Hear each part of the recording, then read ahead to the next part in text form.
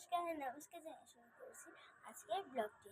অনেকদিন পর আপনাদের সাথে দেখা হলো, তো দেখা হয়ে ফার্স্টে বলতে চাই, যেহেতু শীতকাল এসে গেছে, আমরা শীতের শপিংও অনেক করেছি।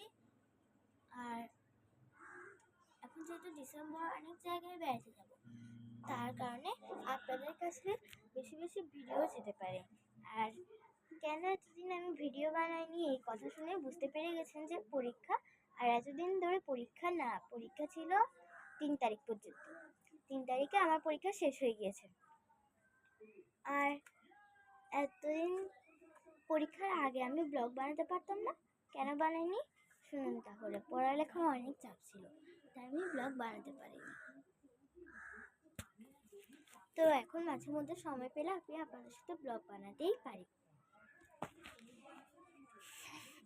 তো স্নানের পরে আমি সোয়েটার পরে ফেলেছি।